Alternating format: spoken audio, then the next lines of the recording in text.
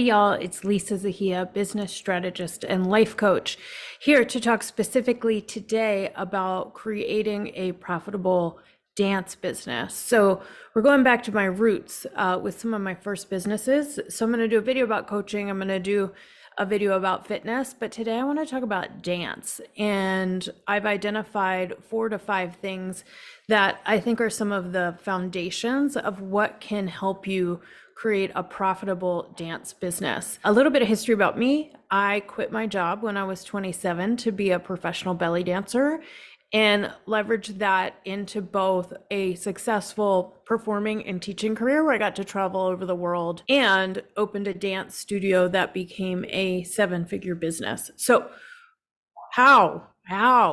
Because that didn't seem like that was likely when I started, and I came in with a very strong business background.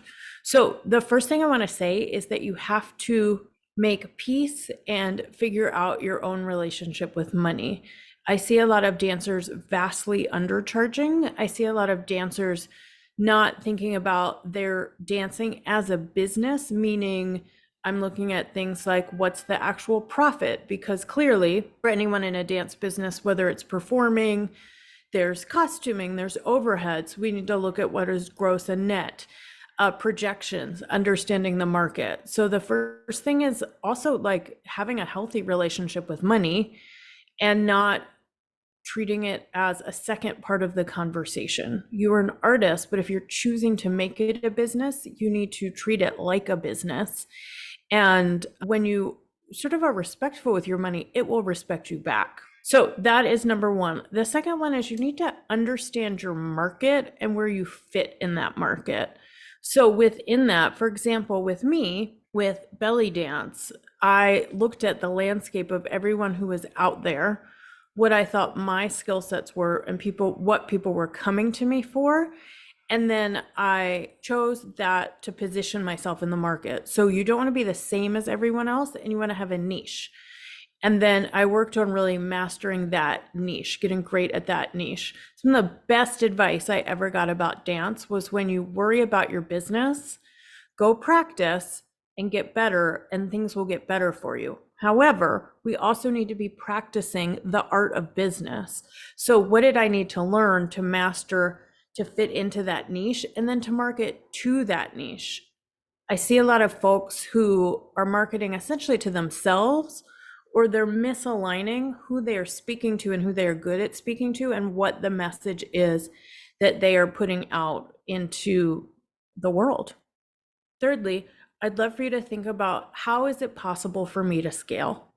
So if you are out there and you are charging $75 an hour for private lessons, and you only have 10 available hours a week, that is a max of $750 a week, which is not a doable salary to live anywhere.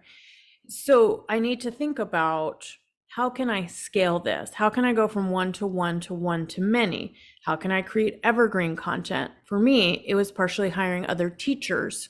So how can I take my business and scale it? Because I need to look at everything I'm offering, how much I charge for it, what's the max number of hours. And here we're talking about your physical body that you can physically do, and then look at, is this scalable? And is it actually going to create me enough money? Because if not, you're playing a game you are never going to win. Now, the final thought that I have for dance and business is thinking about art versus business. So I see a lot of people get in a bit of a chokehold with themselves where they're like, treat me as the artist I deserve to be, which is great. But you need to differentiate at what point am I working on my art? And at what point am I working on my business? And where is there a healthy intersection of those two? We can have standards of what we will and won't do, but there are times when I chose to do things because it would grow my business enough that I had more time to protect my art. I used to do children's birthday parties. This is not the greatest expression of my inner being, but it was fun. I was really good at it. I made really good money. And that money allowed me some time to practice, that allowed me money to pay for private lessons to work on my artistic expression. So how can my business support my art, and where's there a healthy intersection of the two? You need anything, schedule a call with me at chatwithlisaz.com.